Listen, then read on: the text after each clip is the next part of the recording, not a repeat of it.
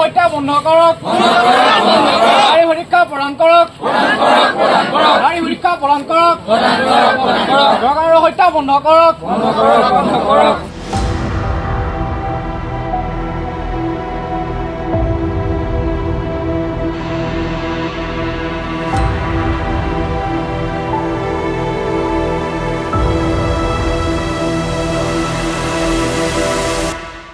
যোৱা কেইদিনমান পূৰ্বে কলকাতাত যি নাৰকীয় ঘটনা সংঘটিত হৈছিল তাৰ প্ৰতিবাদত জ্বলিছে সমগ্ৰ দেশ।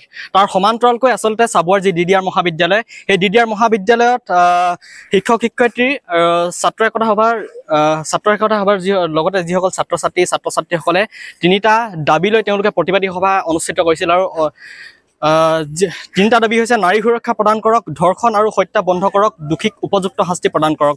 মই প্ৰথমতে ND24 দৰ্শকসকলক যি সামগ্ৰিক পৰিৱেশ দেখুৱাবলৈ চেষ্টা কৰিছোঁ। মোৰ সৈতে আছে মহাবিদ্যালয়খনৰ শিক্ষয়িত্ৰী। কি ক'ব এনেকুৱা এটা ঘটনা সংঘটিত হৈছে?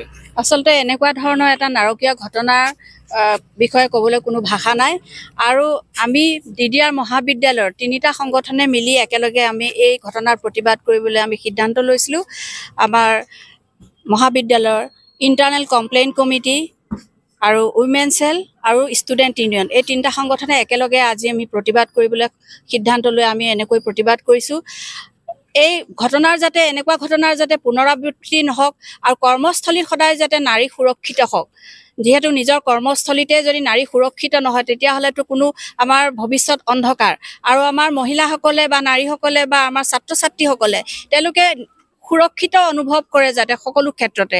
সন্ধিয়া ওলাই যাবলৈ তেওঁলোকে যাতে চিন্তা কৰিবলগীয়া নহয়, নাইবা আমাৰ কৰ্মস্থলীত অকণমান সন্ধিয়া হ'লেই যাতে আমাৰ মহিলাসকলে তেওঁলোকৰ কৰ্মস্থলীত উপযুক্ত যাতে নিৰাপত্তা পায়, তাৰ বাবে আমি দাবী জনাইছোঁ। এই ক্ষেত্ৰত চৰকাৰে উপযুক্ত সিদ্ধান্ত ল'ব লাগে, ব্যৱস্থা ল'ব লাগে। তাৰোপৰিও আমাৰ সমাজৰ ব্যক্তিসকলে আমি সকলোৱে এই ক্ষেত্ৰত সচেতন হোৱা উচিত যে আমি নাৰীক যাতে কোনোদিন বিপদত নপৰে, তেওঁলোকে যাতে অনবৰতে তেওঁলোকৰ চাৰিওফালে যাতে এটা নিৰাপদ তেওঁলোকে পৰিৱেশ অনুভৱ কৰে। সেইবাবে আমি ৰাইজৰ মাজত সজাগতা আনিবৰ বাবে এই অনুষ্ঠান আমি অনুষ্ঠিত কৰিছোঁ। নিশ্চয়কৈ এনেদৰে চাবুৱাৰ যি DDR মহাবিদ্যালয়ৰ প্ৰাংগণত শিক্ষক শিক্ষয়িত্ৰীসকলৰ লগতে যিসকল ছাত্ৰ ছাত্ৰীসকলে প্ৰতিবাদ সাব্যস্ত কৰা পৰিলক্ষিত হৈছে। মোৰ সৈতে আছে কি ক'ব এনেকুৱা এটা নাৰকীয় ঘটনা সংঘটিত হৈছে কলকাতাত, কি ক'ব বিচাৰিব? হয়, কলকাতাত যিটো ভয়াৱহ কাণ্ড সংঘটিত হৈ গ'ল গোটেই বিশ্ব জোকাৰি গৈছে। আৰু এই যিটো ঘটনা, সেই ঘটনাটোক আমি তীব্ৰ গৰিহণা দিছোঁ। ই আমাৰ নাৰীৰ জাতিৰ কাৰণে এটা নিৰাপত্তাহীনতা, ভাবুকি, ভয়, বিভীষিকা সকলো।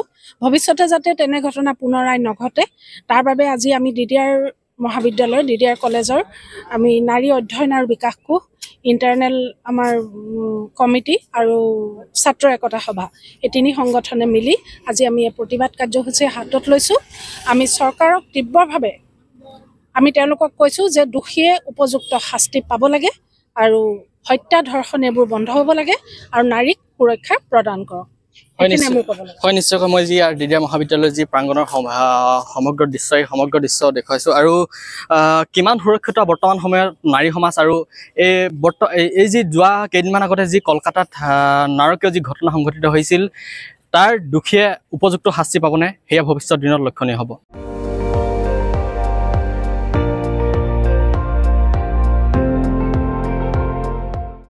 আপুনি চাই আছে ND24, সৰ্বশ্ৰেষ্ঠ নহয় সৰ্বোত্তমৰ দৌৰ।